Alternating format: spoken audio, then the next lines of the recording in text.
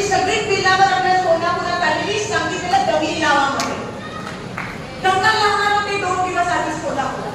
लाज वाटायला पाहिजे. रक्तावर राजकारण करतात लोक. आज मी ठरवले का नाही बोलणार. जर आपल्या इकडे लावल्या 4 हुतात्म्यांच्या शहरामध्ये, गावामध्ये, जिल्ह्यामध्ये येऊन आपल्यामध्ये भांडण आणि दंगल लावणार होते लोक. त्याच्या कानात सांगितलं गेलेलं. आणि ती नाही, तुम्हाला उदाहरण आहे तुमच्या समोर.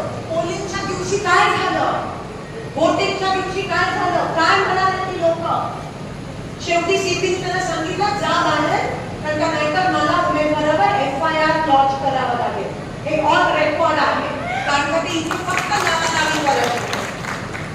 त्यांना सांगितलेलं की आता निवडणूक हातातून गेल्या भाजपच्या, म्हणून आता एकच उपाय आहे आपल्यामध्ये, दंगल लावा.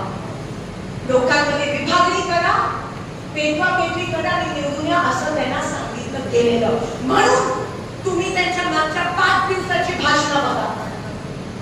वोटिंगच्या दिवशीची वोटिंगच्या दिवसाच्या 5-6 दिवसापूर्वीची भाषणं बघा. तुम्हाला पुरावा मिळेल की ते कसे फक्त लावा